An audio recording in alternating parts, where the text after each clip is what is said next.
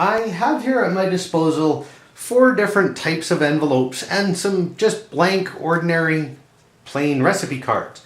Now, some of you are probably thinking that this is an awful strange psychic development tool, but the advantage is more what it does and not necessarily what it is. As an example, the envelopes in the right way actually work to obscure things. As an example, this envelope here is a bubble envelope, so it's pretty thick and it's got all sorts of little bubbles inside. Probably can't see them very well.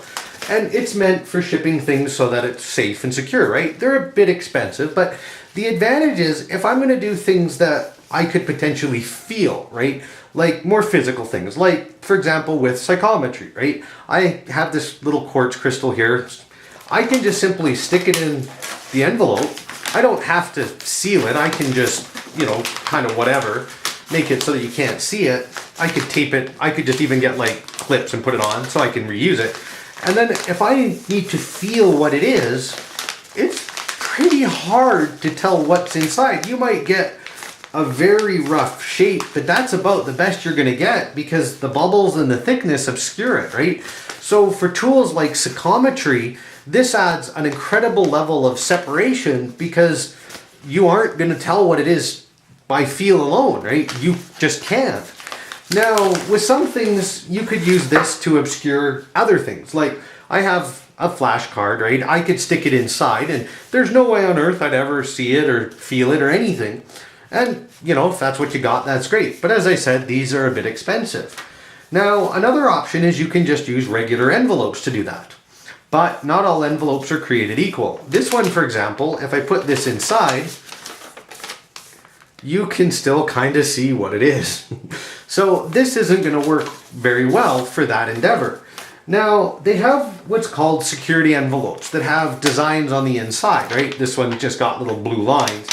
Now, unfortunately, they're not all created equal. This one isn't dark enough to provide enough, right? So if I show you, you can still kind of see what that is. So there are some that are much better. They're not that expensive. You just go to an office supply store and it might take a bit to hunt them. Very easy to find in the big monster box, just a little harder to find them in the smaller boxes, but they typically will have them. Now, one of the advantages of using the recipe cards is that I can add thickness, right? If I take the cards, I can obscure whatever I want with them, right? I can, of course, still see what it is through the cards, but I take the cards and I then put that in an envelope. Now, you can't really see what it is. And of course, I put it in the thicker envelope or the blue envelope, it's going to be even harder, right? So right off the bat, it allows me to obscure. And this one, of course, because the card sits down here and the envelope's up there, I can also just fold it over so that the cards even remain together, right? So that the recipe cards don't separate. And this allows me the advantage of now I can look at it every which way, backwards, forwards, left, right. I can rotate it in my hands for a while. I can rub it. I can do it. No matter what I do, I can't physically see that, right? So this simple little tool allows me to be completely separated from what it is that I'm doing, right? And then all I have to do is open it up and check what it is, right? The process is the same as anything else. I just, grab a card, obscure it so I can't see what it is. If I'm good at feel, I can always just close my eyes and stick it in there and do the same thing, right? The end result doesn't matter. It's the fact that you can't see it at any point, and then it allows you to, like I said, have that degree of separation.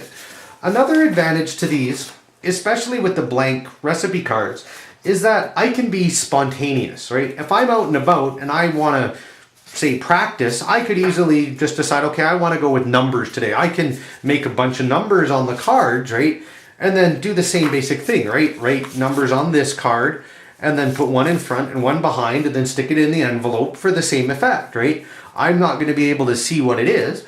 And it's also good if you say, going for the ego trip, you want to show off a little bit, then you could have somebody else put something in there, right? Or for a game, you could have somebody write, do a number of things, whatever, simple is better in the beginning and then add complexity as you go.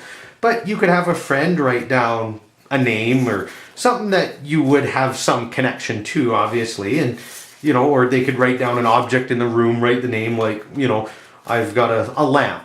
So of course I could write the word lamp, stick it in the envelopes, you know, obscure it, stick it in the envelopes. And it offers a really nice, interesting challenge because it's spontaneous, right? There's no prep. With things like the flashcards, well, I know that I've got 8 symbols, right? With the colored same thing. So I have a 1 in 8 chance of guessing. If I know that it's some object in the room, well, an average room has just a significant amount of objects, right?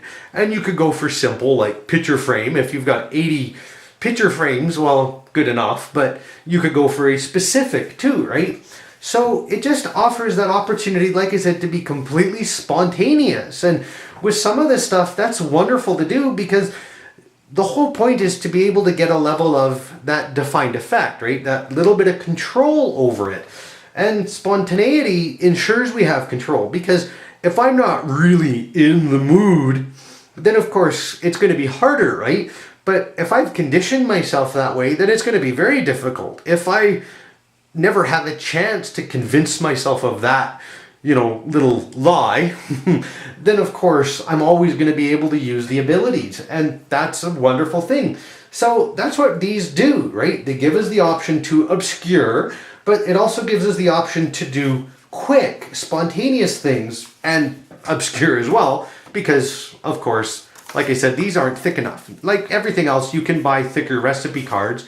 I find some of the thicker ones tend to be lined, and if you're doing some things, that's fine, but others, you know, that can mess you up a little bit. So like everything else, use what works for you, use your best discretion, and follow your instincts. If it feels like it's a good idea, then go for it, right? You got nothing to lose. So that's it. Like I said, there's not a lot to them, but they are a wonderful tool that needs to be included because they do open doors that the others simply don't. So there's envelopes and recipe cards. Now you know what's involved with them. So go experiment, have some fun with it, and let your imagination guide you to new ways to use them, right? I'm just giving you a starting point.